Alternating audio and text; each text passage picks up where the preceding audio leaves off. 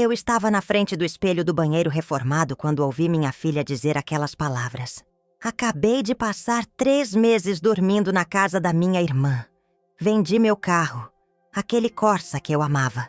Vendi a aliança de ouro da minha mãe, os brincos de pérola da minha avó, o cordão que meu ex-marido me deu antes de sumir. Juntei cada centavo que eu tinha guardado nos últimos 32 anos como professora e gastei tudo, tudo mesmo. Reformei o apartamento inteiro porque minha filha Júlia vivia reclamando que nossa casa era velha, feia, constrangedora. Piso laminado novo, cozinha americana com bancada de granito, sacada envidraçada, banheiro de revista, R$ 85 mil. Tudo o que me sobrou de uma vida inteira de trabalho. E quando mostrei pra ela, quando esperei aquele abraço, aquele "Obrigada, mãe", ela olhou nos meus olhos e disse com uma frieza que me cortou a alma: "Agora essa casa é minha, não sua. Você já viveu sua vida, mãe. Eu mereço viver a minha." Fiquei paralisada. Senti o chão desaparecer debaixo dos meus pés. Minha filha de 28 anos, advogada formada, que eu criei sozinha desde os 5 anos, estava me expulsando da minha própria casa. Da casa que eu comprei em 1998 com o dinheiro da indenização da morte da minha mãe. Da casa que eu paguei sozinha durante 26 anos enquanto ela estudava em escola particular. Fazia cursinho caro. Se formava na Federal. Passei a noite inteira acordada, sentada naquele sofá novo que ainda cheirava a loja, chorando até não ter mais lágrimas. Mas quando o sol nasceu, algo dentro de mim mudou. Não era raiva, era clareza. Fui até o armário, peguei aquela pasta velha cheia de documentos que Júlia nunca se deu ao trabalho de perguntar sobre. E dentro dela estava tudo. A escritura do apartamento. No meu nome, só no meu nome. E a carta que meu ex-marido Henrique me enviou 3 anos depois de nos abandonar. Uma carta que eu nunca mostrei para ela, onde ele me avisou: "Cuidado para não criar uma filha que só sabe receber, Marta. Ensina ela a dar também, senão ela vai te destruir um dia." Vesti minha melhor roupa e fui ao cartório. No dia seguinte, quando Júlia acordou, eu não estava mais naquela casa como a mãe submissa que dava tudo sem pedir nada. Eu estava como proprietária. E o que fiz naquele cartório deixou minha filha pálida, tremendo, desesperada. Porque pela primeira vez na vida dela, ela entendeu uma coisa: que amor de mãe não é escravidão, que bondade não é fraqueza e que toda escolha tem consequências. Coloquei o apartamento à venda. R$ 360 mil. À vista. 30 dias para desocupar. Júlia entrou em pânico. Chorou, implorou, me acusou de estar louca, de estar sendo vingativa, de estar destruindo a vida dela. Mas eu não voltei atrás. Comprei um apartamento pequeno só para mim no Boqueirão, de 40 metros quadrados, com uma varandinha de onde eu vejo a rua. E pela primeira vez em 56 anos, vou ter um lugar que é só meu, onde ninguém vai me dizer que eu não mereço estar, onde ninguém vai me tratar como empregada na minha própria casa. Minha filha teve que alugar um kitnet no centro, R$ 900 por mês. Teve que aprender a comprar geladeira usada, cama de solteiro, panela velha. Teve que aprender a cozinhar, a lavar roupa, a pagar conta de luz. Pela primeira vez, ela está vivendo a vida que eu sempre vivi. Só que eu fiz isso sozinha, aos 23 anos, grávida, abandonada. Ela tá fazendo aos 28, formada, empregada, sem filho. E sabe o que eu descobri? Que amor de mãe não acaba quando a gente coloca limites. Amor de mãe fica mais forte, mais verdadeiro, porque não é mais baseado em sacrifício cego. É baseado em respeito mútuo. Júlia me visitou no Natal. Trouxe um bolo que ela mesma fez. Torto, meio queimado, mas gostoso. Me pediu desculpas de verdade. Disse que estava aprendendo a ser gente. E eu, pela primeira vez, senti orgulho de uma lição que finalmente consegui ensinar. Mas para chegar nesse Natal, eu precisei fazer a coisa mais difícil que uma mãe pode fazer: deixar a filha cair. e confiar que ela ia aprender a levantar sozinha. Porque, no fim, eu não destruí minha filha quando vendi aquele apartamento. Eu a salvei. E me salvei também. Acordei naquela manhã de sexta-feira com o gosto amargo do café requentado ainda na boca. O apartamento estava em silêncio. Aquele silêncio denso que só existe quando você mora com alguém que não quer mais falar com você. Júlia havia saído cedo, como sempre. Ouvi o barulho da porta batendo às 6h30. O salto fino dela ecoando no corredor do prédio. Depois o elevador descendo. Nem um bom dia, nem um olhar. Fazia 3 dias desde aquela frase que ainda martelava na minha cabeça. Agora essa casa é minha, não sua. Levantei devagar da cama, sentindo o peso dos meus 56 anos nas costas. O quarto estava diferente. Paredes brancas impecáveis, armário planejado com espelhos, persiana nova que filtrava a luz cinzenta de Curitiba. Tudo bonito, tudo perfeito, tudo vazio de significado. Calcei os chinelos velhos, os únicos que sobraram depois que vendi quase tudo, e fui até a cozinha. A cozinha americana que Júlia tanto queria. Bancada de granito bege, armários brancos, cooktop de indução que eu ainda não sabia usar direito. Coloquei água para ferver na chaleira elétrica, outra novidade que ela havia escolhido. E esperei. Olhei pela janela. Lá embaixo, a rua Manoel Eufrásio acordava. O padeiro abrindo a porta da padaria São José. O senhor Ademir varrendo a calçada do mercadinho. Uma mulher com um carrinho de bebê atravessando apressada. Vida normal. Vida que continuava, indiferente à tempestade que desabava dentro da minha casa. Preparei meu café com leite, sem açúcar, como aprendi a tomar depois que o médico disse que minha glicose estava alta. Sentei na mesa nova. Aquela mesa de vidro com cadeiras estofadas que eu tinha escolhido, pensando em jantares em família, conversas longas, risadas. Que ilusão. Peguei meu celular velho, um modelo de 3 anos atrás que Júlia vivia dizendo que era constrangedor, e abri a galeria de fotos. Tinha uma da reforma no meio do processo. Eu suja de poeira, usando aquela blusa velha de São João, sorrindo ao lado do empreiteiro seu Laércio. Eu estava feliz naquela foto, acreditando que estava fazendo a coisa certa, acreditando que minha filha me amaria mais por causa daquilo. Mas a verdade é que Júlia nunca pediu amor. Ela pediu coisas. E eu, idiota que sou, confundi uma coisa com a outra. Terminei o café e fui tomar banho. O banheiro também estava irreconhecível.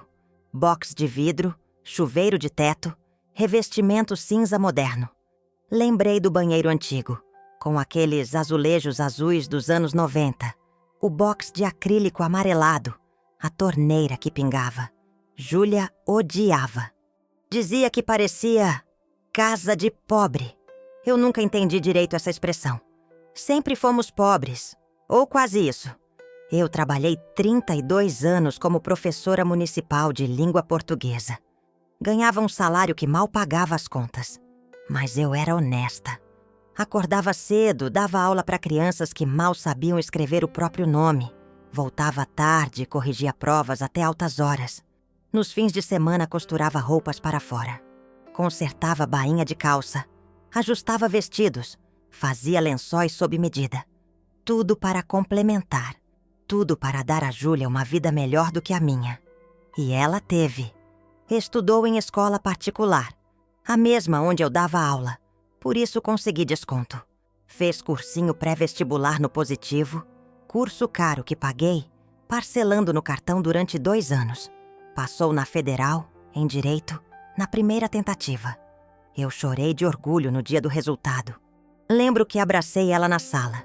E ela, já com aquela postura rígida, me deu um tapinha nas costas e disse: "Calma, mãe, não é pra tanto."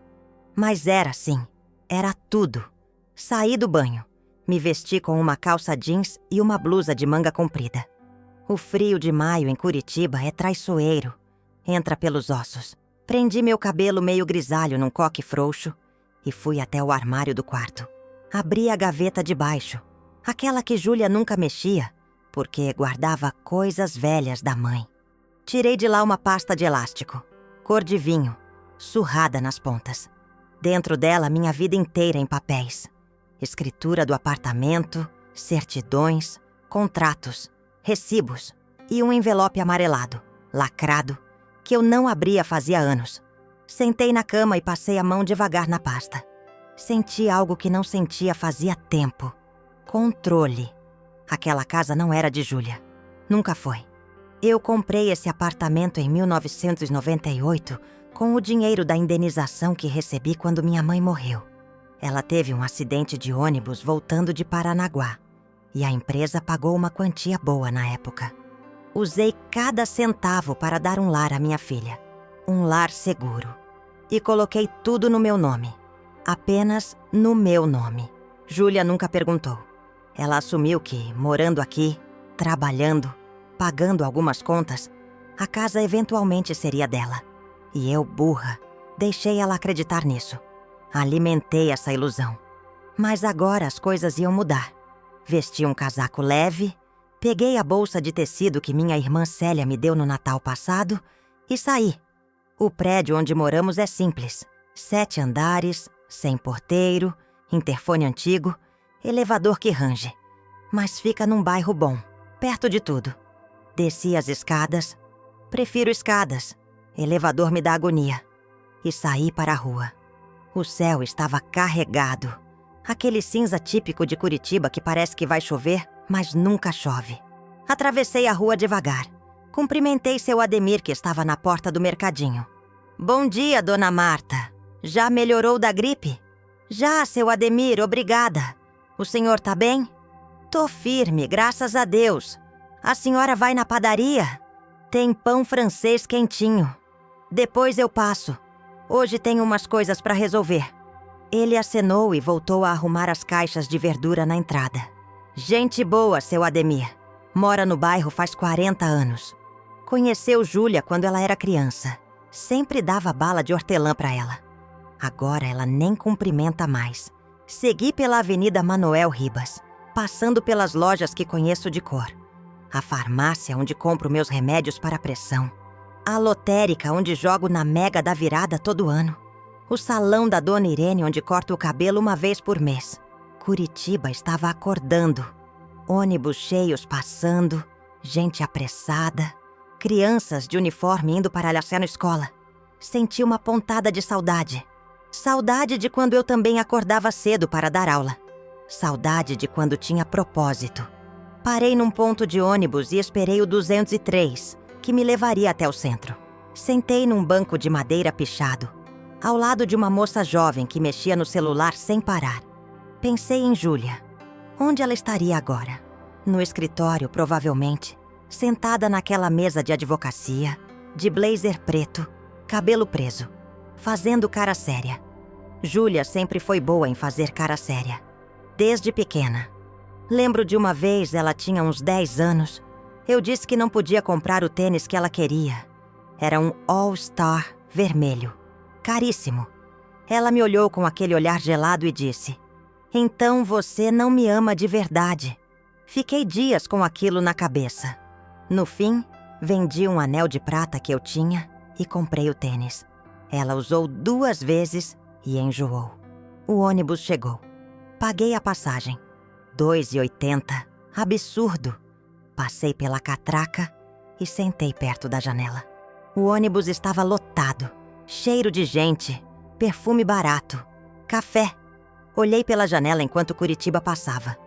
Prédios antigos, casas velhas com telhado de zinco, muros grafitados, gente vendendo bala no sinal. A cidade onde nasci, a cidade onde criei minha filha, a cidade que de repente parecia estranha. Desci no ponto da rua 15 de novembro, no coração do centro. A rua estava cheia. Camelôs, gente de terno, estudantes.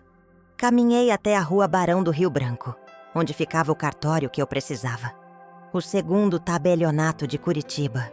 Um prédio antigo, com aquelas escadas de mármore e teto alto. Entrei. Cheiro de papel velho e café. Gente esperando em cadeiras de plástico. Me dirigi ao balcão, onde uma moça loira de óculos me atendeu. "Bom dia." Em que posso ajudar? Bom dia. Preciso de uma certidão de ônus reais do meu apartamento. E também queria tirar algumas dúvidas sobre doação em vida. Ela me olhou com aquele ar de quem já viu tudo. A senhora trouxe a matrícula do imóvel? Trouxe. Coloquei a pasta em cima do balcão e tirei a escritura. A moça pegou, digitou alguns códigos no computador, fez cara de quem estava conferindo. Tá tudo certinho. A certidão fica pronta em 2 horas. Quanto à doação, a senhora precisa conversar com um advogado ou com o tabelião. Ele atende às terças e quintas. Hoje é sexta. Pois é. A senhora volta na semana que vem. Respirei fundo. Não podia esperar. Não queria. Tem alguém aqui que possa me dar uma orientação básica? Só para eu entender como funciona. Ela suspirou, olhou para o lado, chamou um rapaz magro de óculos. Douglas, dá uma ajuda aqui para a senhora. O rapaz se aproximou, educado. Pois não, senhora. Eu queria saber.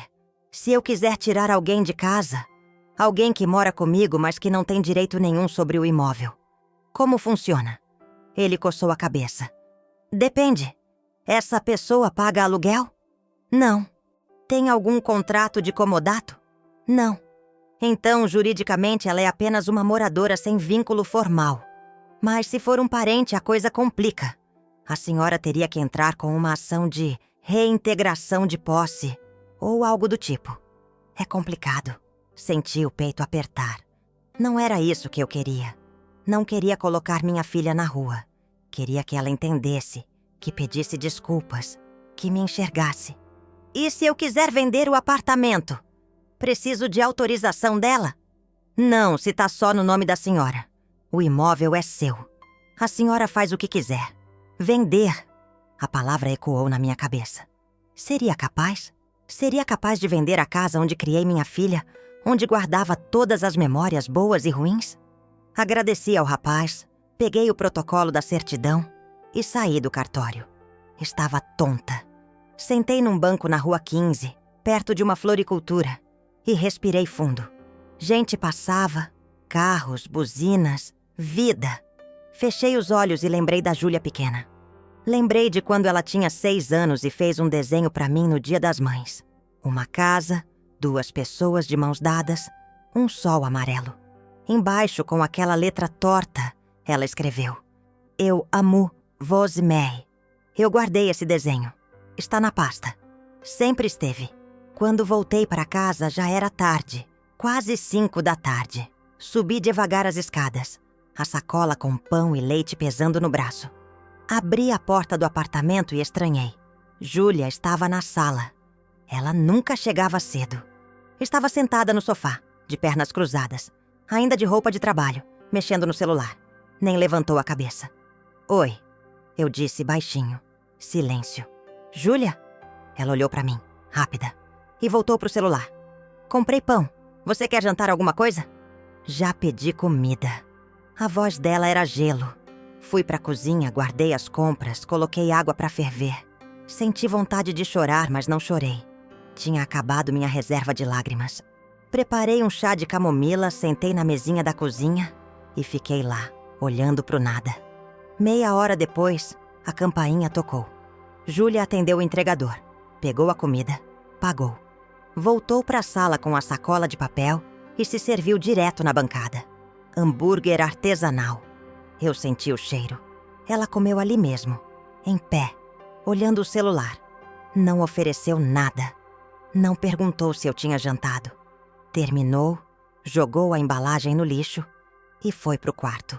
Bateu a porta. Fiquei sozinha na cozinha.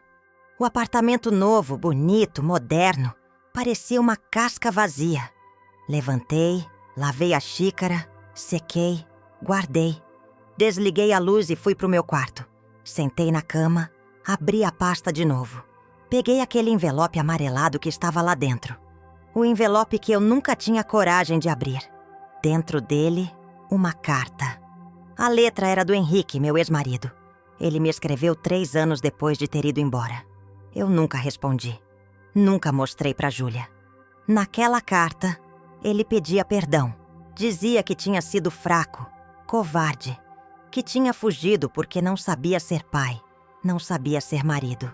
Dizia que amava a filha, mas que não conseguia ficar. E no final, ele escreveu uma frase que nunca saiu da minha cabeça. Marta, cuidado para não criar uma filha que só sabe receber. Ensina ela a dar também, senão ela vai te destruir um dia. Dobrando a carta de novo, devagar, senti algo diferente. Henrique estava certo. Eu criei Júlia sem limites. Dei tudo a ela e não exigi nada. Não ensinei gratidão. Não ensinei humildade. Ensinei que amor é sacrifício unilateral. E agora estava pagando o preço. Deitei na cama, ainda vestida, e olhei para o teto. Amanhã eu pensaria no que fazer. Amanhã eu tomaria uma decisão. Mas por hoje, só precisava sobreviver à dor. E foi assim que dormi. De roupa, com a pasta ao lado, num apartamento reformado que já não parecia mais meu. O fim de semana passou como uma névoa densa e silenciosa. Júlia mal saiu do quarto. Eu fingi que estava tudo bem. No sábado, limpei a casa inteira. Passei pano no chão laminado novo, tirei pó dos móveis, organizei a cozinha. Trabalho sempre foi meu refúgio. Quando as coisas ficavam difíceis, eu limpava. Minha mãe era assim também. Dizia que casa limpa é mente limpa. Não sei se é verdade, mas me acalmava. No domingo fui à missa das 9 na paróquia São Francisco, ali na Avenida Silva Jardim. Fazia meses que eu não ia. Desde que me aposentei, perdi o ritmo das coisas. Mas naquele dia, senti que precisava. Sentei num banco do fundo, longe do altar, e fiquei ali, ouvindo o padre falar sobre perdão, sobre carregar cruzes, sobre amar sem esperar recompensa. As palavras entravam pelos meus ouvidos e desciam pesadas no peito. Fechei os olhos e rezei. Rezei de verdade, não aquela reza mecânica que a gente faz sem pensar. Pedi a Deus que me mostrasse o caminho certo, que me desse sabedoria, que protegesse minha filha, mesmo ela não merecendo. Quando voltei para casa, Júlia estava na sala tomando café. Ela me olhou de relance. Foi na igreja? Fui. Perda de tempo. Não respondi. Fui pro quarto, troquei de roupa, deitei na cama. Ouvi ela sair, a porta batendo forte. Fiquei sozinha de novo. Na segunda-feira de manhã, acordei decidida. Não ia mais adiar. Tomei banho, vesti uma calça social preta e uma blusa branca. Queria parecer séria. Prendi o cabelo num coque bem feito e peguei a pasta com os documentos. Saí de casa sem avisar Júlia, que já tinha ido trabalhar. Desci as escadas devagar. Senti o frio de maio me mordendo a pele. O céu estava limpo, raro em Curitiba. Peguei o ônibus 203 de novo. Sentei perto da janela e fiquei olhando a cidade passar. Prédios, casas, gente. Tanta gente vivendo suas vidas, alheias ao meu desespero. Desci no centro. Fui direto ao escritório da minha irmã Célia. Ela trabalha como secretária numa clínica odontológica na rua Visconde de Nácar. Entrei na recepção, cumprimentei a moça da frente e pedi para falar com ela. Célia apareceu em 2 minutos, de jaleco branco, cabelo preso, cara preocupada. Marta, o que aconteceu? Tá passando mal? Não, preciso conversar com você. É importante. Ela olhou para o relógio. Tenho 15 minutos de intervalo. Vamos no café da esquina. Saímos juntas. Entramos num café pequeno, daqueles com cheiro de pão na chapa e leite quente. Pedimos 2 cafés simples e sentamos numa mesinha perto da janela. Célia me olhou com aqueles olhos atentos de irmã mais velha. Ela tem 60 anos, 3 a mais que eu, e sempre foi minha conselheira. Fala, Marta. O que foi? Contei tudo. A reforma. O sacrifício. A frase que Júlia disse. A visita ao cartório. A carta do Henrique. Falei devagar, tentando não chorar. Mas a voz tremia. Célia me ouviu em silêncio, mexendo o café sem beber. Quando terminei, ela suspirou fundo. Marta, eu te avisei. Faz anos que eu te aviso. Você mima essa menina demais. Eu sei. Não, você não sabe. Porque se soubesse, não teria vendido suas joias para fazer reforma. Não teria aberto mão do seu carro. Júlia ganha bem, Marta. Ela podia ter pagado a reforma sozinha, ou pelo menos ajudado. Mas você nunca deixa ela se virar, sempre correndo para resolver tudo. Ela é minha filha, Célia. E daí? Filho também tem obrigação. Filho também tem que retribuir. Você deu tudo a ela. Tudo. E o que ela te dá de volta? Desprezo. A palavra doeu, mas era verdade. E agora, o que eu faço? Célia bebeu um gole do café. Pensou por um momento. Vende o apartamento. Senti um choque. Como assim? Vende. Pega o dinheiro, compra um lugar menor só pra você e deixa ela se virar. Júlia tem emprego, tem salário. Ela consegue alugar um lugar. Tá na hora dela aprender a viver sozinha.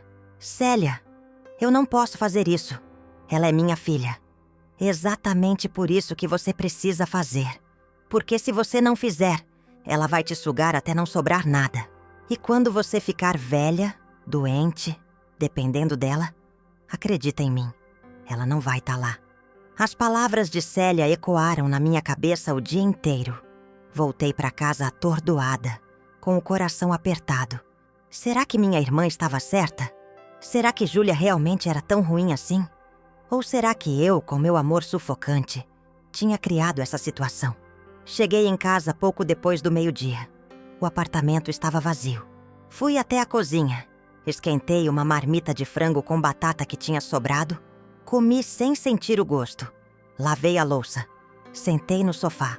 Liguei a televisão, mas não prestei atenção. Minha cabeça era um turbilhão. Às 6:30 da tarde, Júlia chegou. Entrou, jogou a bolsa no sofá, tirou o salto e foi direto pro quarto. Nem olhou pra mim. Esperei uns minutos, respirei fundo e bati na porta dela. Júlia, preciso falar com você. Agora não, mãe. Tô cansada. É importante. Silêncio. Então a porta se abriu. Ela estava de calça de pijama e blusa larga, cabelo solto, cara de irritação. O que é? Podemos sentar na sala? Ela revirou os olhos, mas saiu do quarto. Sentamos no sofá, uma de cada lado. A distância entre nós parecia quilométrica. Júlia, sobre o que você disse na sexta-feira. Eu não falei nada demais. Você disse que essa casa é sua, não minha. E não é? Eu moro aqui. Pago conta. Tenho direito. Júlia, você não paga todas as contas. Você paga na internet e a luz. Eu pago o condomínio, o IPTU, as compras, tudo mais. Por que você não deixa eu pagar? Toda vez que eu ofereço, você diz: não precisa, filha. Deixa que eu resolvo. Eu digo isso porque quero te ajudar. Então não reclama depois. Senti a raiva subindo, quente e sufocante. Júlia, eu vendi meu carro. Vendi minhas joias. Gastei tudo o que eu tinha para fazer essa reforma. Porque você queria. Porque você vivia reclamando que a casa era feia, velha, vergonhosa. E agora você me diz que essa casa é sua? Ela me encarou com aqueles olhos frios. Mãe, você fez isso porque quis. Eu não pedi. Você decidiu sozinha. Você pediu, sim. Todo dia, Júlia. Todo santo dia você reclamava. Reclamar não é pedir. Então o que é? É expressar uma insatisfação. Você que interpretou como um pedido e decidiu fazer algo que eu nunca te obriguei a fazer. Fiquei muda.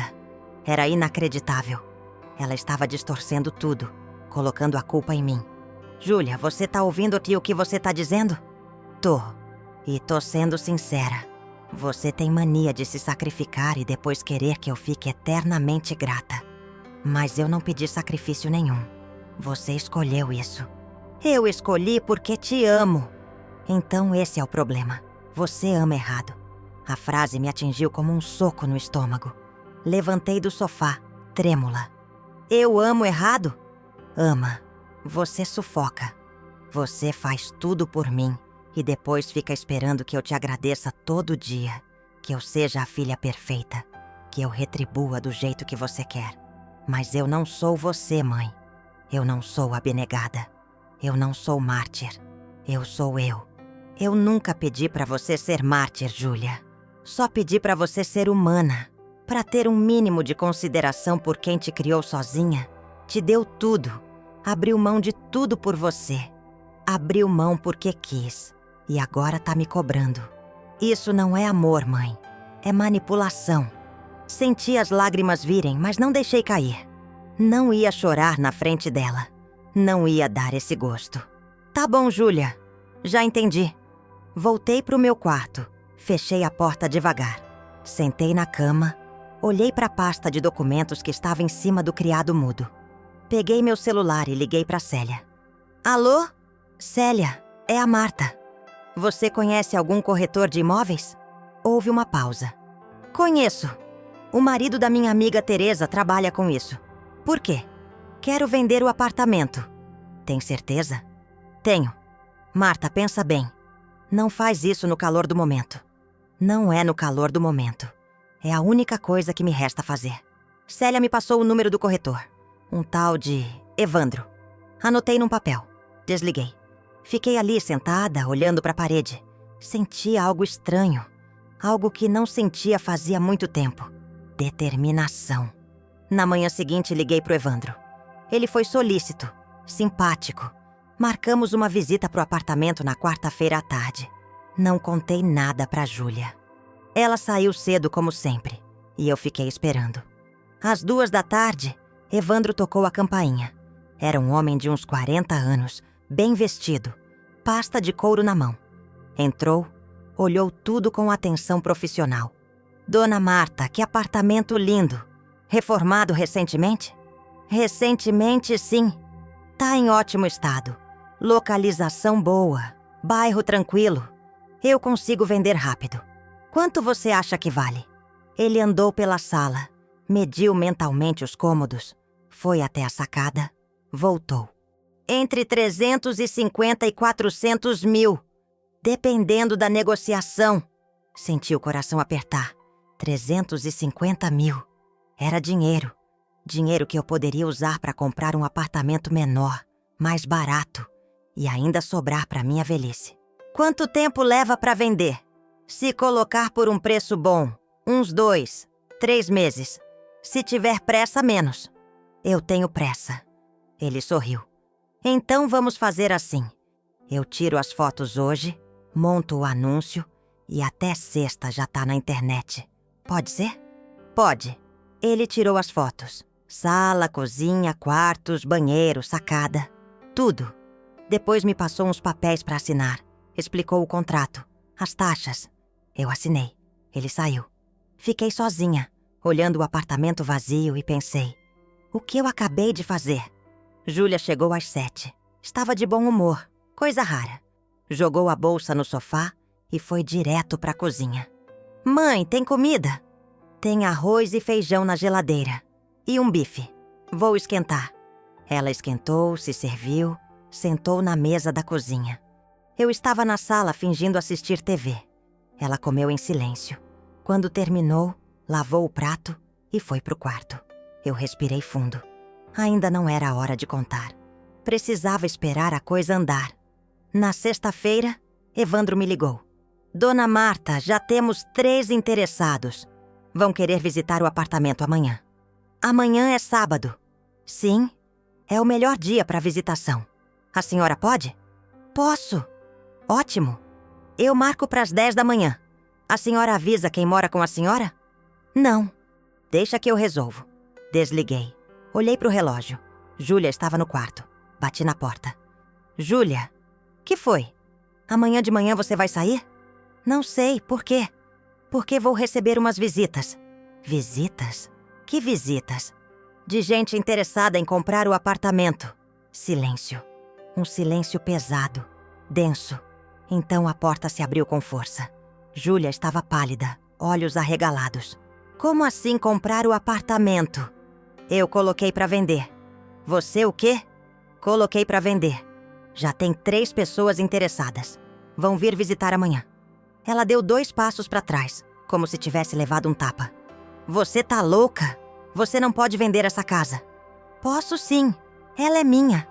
Mas eu moro aqui. E daí? Você mesma disse. Essa casa é sua, não minha. Então eu decidi vender o que é meu.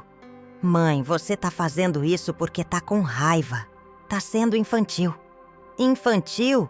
Júlia, você me disse que eu amo errado, que eu sufoco você, que tudo o que eu fiz foi manipulação. Então eu tô te libertando. Vou vender essa casa, comprar um lugar menor só pra mim e você vai poder viver sua vida. Do seu jeito. Eu não tenho dinheiro pra alugar um apartamento. Você ganha R$ 5.000 por mês. Dá pra alugar um lugar tranquilamente. Mãe, pelo amor de Deus, para com isso. Pela primeira vez em dias, vi desespero nos olhos dela. Vi medo. Júlia, você me tirou tudo. Meu carro, minhas joias, minha dignidade. A única coisa que me sobrou foi essa casa. E agora eu vou fazer o que eu deveria ter feito faz tempo. Cuidar de mim.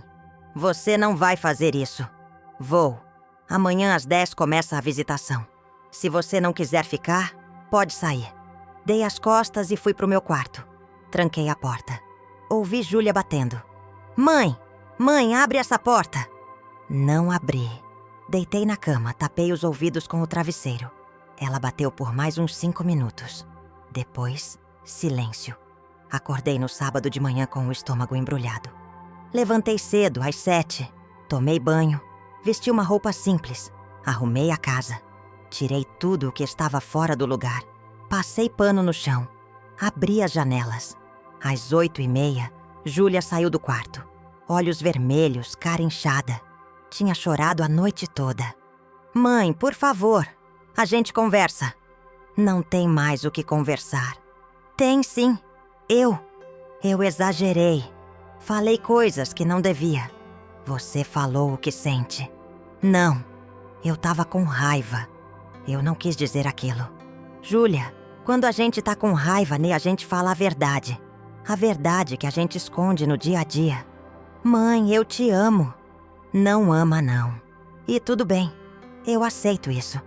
Mas agora eu preciso me amar também. Ela se sentou no sofá, escondeu o rosto nas mãos. Eu fui pra cozinha, fiz um café, tomei devagar. Às 9h50, a campainha tocou. Era Evandro, acompanhado de um casal jovem.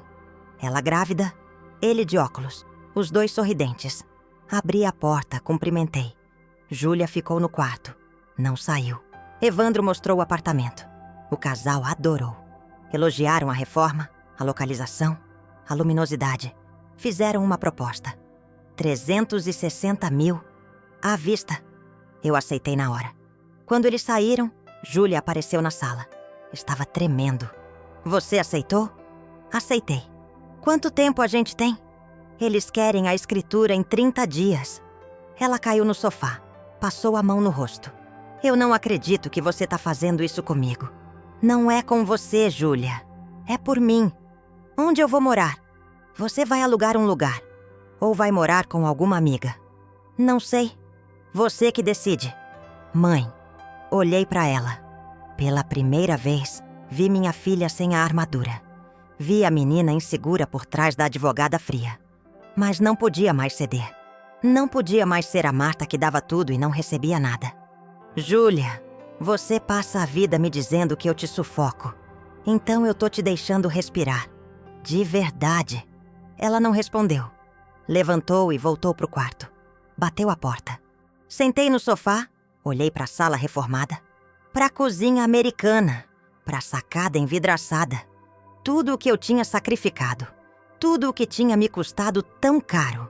E agora, ia embora. Mas pela primeira vez em muito tempo, senti algo parecido com paz. Peguei meu celular e liguei pra Célia. Alô, Célia, vendi o apartamento. Marta, tem certeza disso? Tenho. E sabe de uma coisa? Eu devia ter feito isso faz tempo.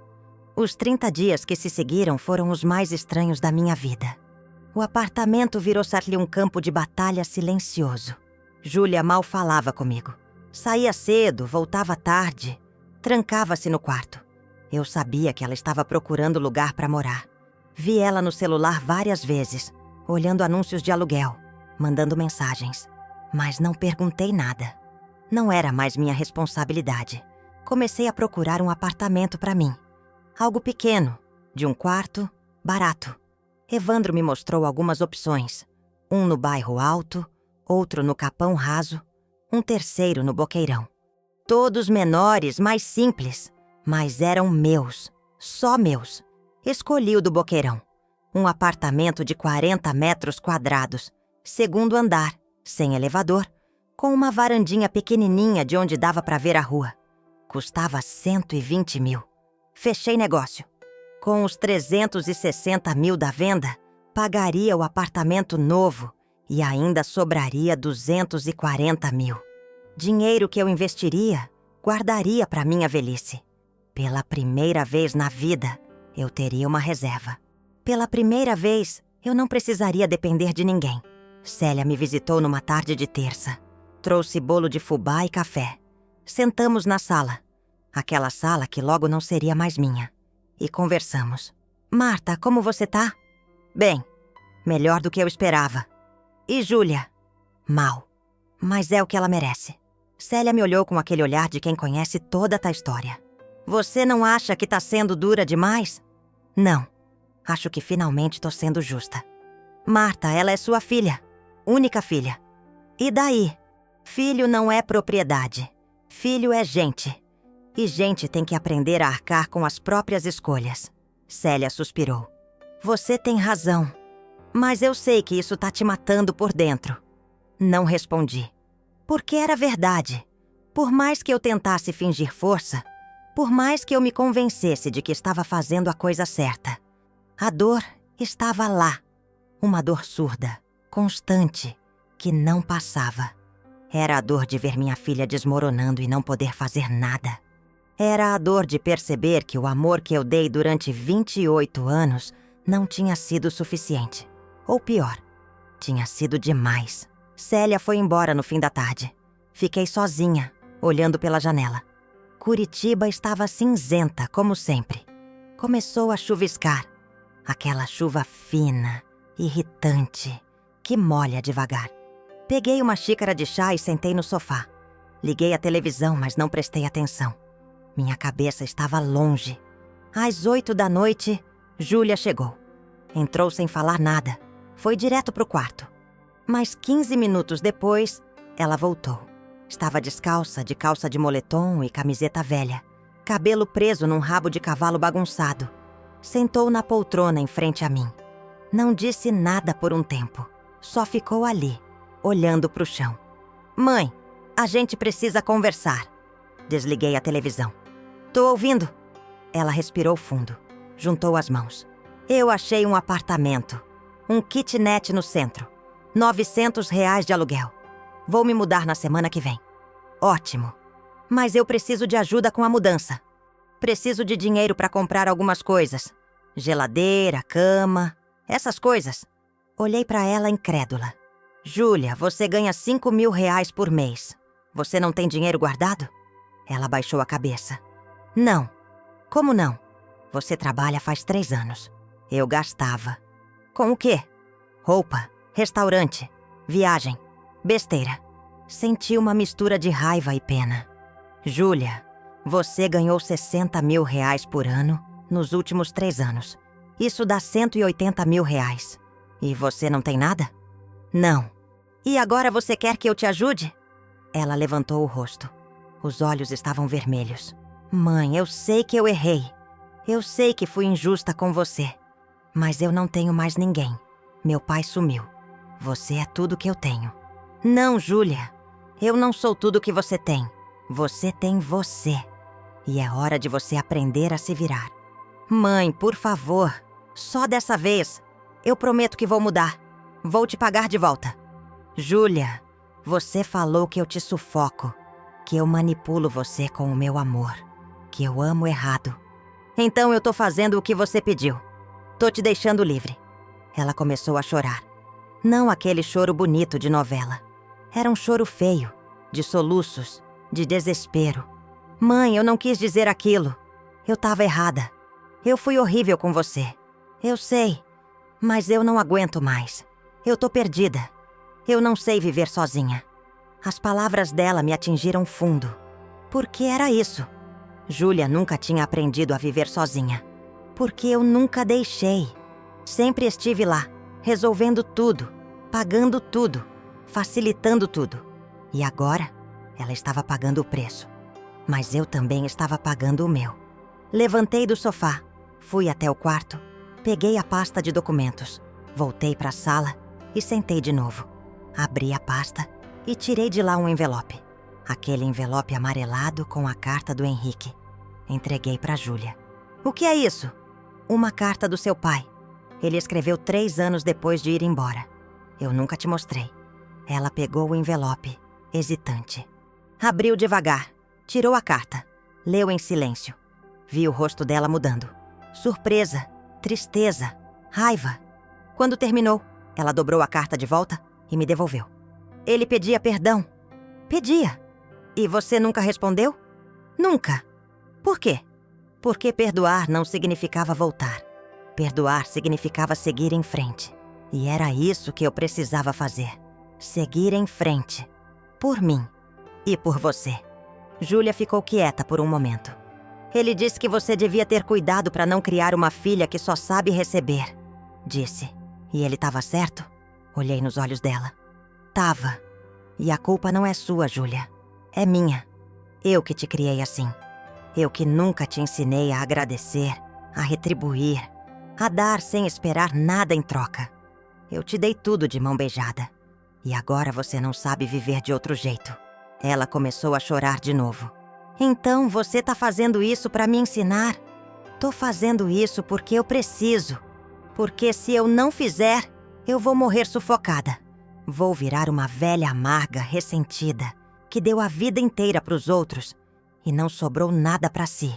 E eu não quero ser essa pessoa. Mas você é minha mãe. Sou. E sempre vou ser. Mas ser mãe não é se anular. Ser mãe é ensinar o filho a caminhar sozinho. E eu falhei nisso. Mas ainda dá tempo de consertar. Júlia limpou as lágrimas com a manga da camiseta. Você me odeia? Não, Júlia. Eu te amo. Mais do que tudo. Mas eu também preciso me amar. E por muito tempo, eu esqueci disso. Ela ficou em silêncio. Depois levantou e voltou pro quarto. Não bateu a porta dessa vez. Só fechou devagar. Fiquei sozinha na sala, com a carta do Henrique nas mãos. Li de novo, devagar. Ele estava certo. Ele tinha me avisado. Mas eu não ouvi. Porque eu achava que amor era dar tudo. Mas amor também é saber quando parar. Os dias seguintes foram mais leves. Júlia começou a arrumar as coisas dela. Empacotou roupas, livros, objetos. Contratou um carreto pequeno. Eu ajudei, mas sem exagero. Sem fazer tudo por ela. Deixei que ela se virasse. E ela se virou. Não perfeitamente, mas se virou. No dia da mudança, acordei cedo. Júlia já estava na sala, cercada de caixas. O carreto chegou às 9. 2 rapazes subiram, carregaram tudo. Júlia supervisionou, pagou, agradeceu. Quando o caminhão foi embora, ela voltou pro apartamento vazio. Olhou ao redor, como se estivesse guardando cada detalhe na memória. Mãe, obrigada. Por tudo. De nada. Eu sei que eu não fui a melhor filha. Mas eu vou tentar ser melhor. Eu sei. Ela me abraçou. Um abraço apertado, demorado. Senti o cheiro do perfume dela. O cabelo macio encostando no meu rosto. E por um segundo, ela voltou a ser minha menininha. A menina de 6 anos que desenhava casas e escrevia Eu amo vos me com letra torta.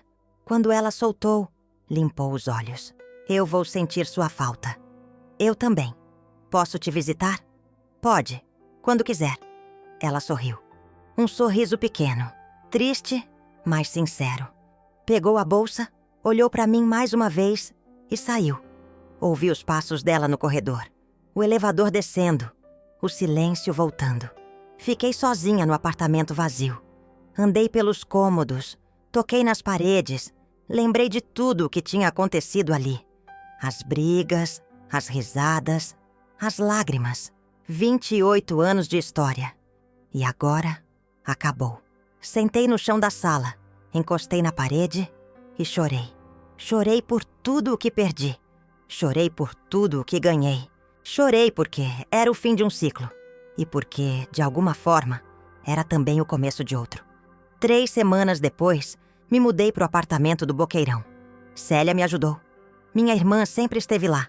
Levei poucas coisas. Roupas, alguns móveis, livros, fotos. O resto, vendi ou doei. Queria começar de novo, de verdade. O apartamento novo era pequeno, mas aconchegante. Tinha uma cozinha simples, um quarto com espaço justo para cama e guarda-roupa, uma sala minúscula e aquela varandinha de onde eu via a rua. Comprei plantas, arrumei tudo do meu jeito. Pendurei na parede o desenho que Júlia tinha feito quando criança. Aquele com a casinha e as 2 pessoas de mãos dadas. Júlia me ligou na primeira semana. Disse que estava se adaptando, que o kitnet era pequeno, mas dava para o gasto, que tinha comprado uma geladeira usada e uma cama de solteiro, que estava aprendendo a cozinhar. Eu ouvi, dei alguns conselhos, desliguei. Senti orgulho de ver minha filha tentando. 1 mês depois, ela apareceu na minha porta. Trouxe um bolo de cenoura que ela mesma tinha feito. Estava meio torto, meio queimado, mas estava gostoso. Sentamos na varandinha, tomamos café, conversamos sobre coisas pequenas. O trabalho dela, o trânsito, o frio. Nada profundo, mas estava bom. Era um começo. Mãe, eu queria te pedir desculpas. De verdade. Júlia, você já pediu. Mas eu preciso falar de novo. Eu fui muito ingrata. Eu te machuquei. E você não merecia. Ninguém merece ser magoado, Júlia. Mas às vezes a gente precisa ser magoado para acordar. Você acordou? Acordei. E você? Ela pensou por um momento.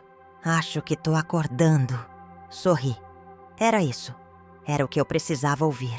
3 meses depois, no Natal, Júlia me convidou para passar a noite no kitnet dela. Levei uma rabanada que fiz de manhã. E ela preparou um frango assado. Não ficou perfeito, mas ficou comestível. Comemos juntas, rindo das besteiras, lembrando de natais antigos. Depois, sentamos no chão. Ela não tinha sofá ainda. E conversamos até tarde. Mãe, você tá feliz? Tô. E você? Tô aprendendo a ser. É um bom começo. Júlia encostou a cabeça no meu ombro. Obrigada por não desistir de mim. Eu nunca desistiria de você, Júlia. Só precisei desistir da versão de você que eu tinha criado na minha cabeça. E aceitar a pessoa que você realmente é. E quem eu sou? Você é humana, falha, imperfeita. Mas você tá tentando. E isso já é muito. Ela apertou minha mão. Eu te amo, mãe. Eu também te amo. E dessa vez, quando falei, senti que era diferente. Não era aquele amor sufocante, desesperado, que pedia retribuição. Era um amor mais leve, mais livre. Um amor que aceitava, que soltava, que confiava. Voltei para casa naquela noite, andando devagar pelas ruas vazias de Curitiba. O ar estava frio, mas eu me sentia aquecida por dentro. Olhei para o céu cheio de estrelas e agradeci. Agradeci por ter tido coragem. Coragem de fazer o que precisava ser feito, mesmo doendo. Coragem de amar de um jeito diferente. Coragem de me amar também. Quando cheguei no meu apartamento, sentei na varandinha com uma xícara de chá quente. Olhei para a rua, para as luzes das casas vizinhas, para as árvores balançando com o vento. E pensei em tudo o que tinha acontecido. A reforma, a dor, a decisão, a venda, a separação, o recomeço. Tinha valido a pena? Sim. Porque aprendi algo que levei 56 anos para entender. Que a gente não pode viver pelos outros. Que a gente não pode se anular em nome do amor. Que ser mãe não é se sacrificar até não sobrar nada. Ser mãe é ensinar, é soltar, é confiar. E mais importante, aprendi que eu também mereço ser cuidada. Que eu também mereço um lugar só meu. Que eu também mereço paz. Terminei o chá, entrei, fechei a porta.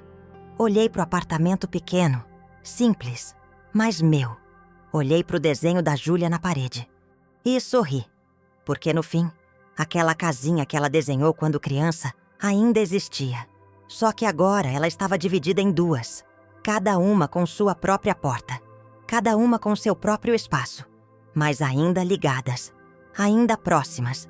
Porque amor de mãe não acaba, só muda de forma. E às vezes, mudar de forma é a única maneira de sobreviver. Apaguei as luzes, deitei na minha cama e fechei os olhos. E pela primeira vez em muito tempo, dormi em paz. Porque finalmente eu tinha encontrado meu lugar no mundo. E esse lugar era dentro de mim. Fim da história. Epílogo. 1 ano depois, Júlia foi promovida no escritório. Conseguiu alugar um apartamento maior, de um quarto, com sala separada. Me chamou para ver. Fui. Estava bonito, simples, mas aconchegante. Ela tinha comprado móveis aos poucos, tinha decorado com plantas, tinha colocado fotos na parede. Uma das fotos era nossa, eu e ela, no dia da formatura dela. As duas sorrindo. Gostou, mãe? Gostei muito. Tá lindo. Aprendi com a melhor. Sorri. E naquele momento senti que tinha valido a pena. Cada lágrima, cada dor, cada decisão difícil. Porque Júlia tinha crescido. E eu também. E no fim, era isso que importava.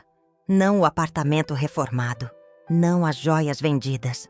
Não o carro que se foi. Mas o amor que sobreviveu. O amor que se transformou. O amor que aprendeu a dar espaço. E esse amor eu levaria comigo pro resto da vida. Porque amor de mãe é eterno. Mesmo quando precisa doer para poder curar. Vendi o carro e minhas joias para reformar o apartamento que minha filha tanto sonhava. E quando ficou pronto, ela me olhou e disse: agora essa casa é minha, não sua. Mas o que fiz no dia seguinte a deixou pálida.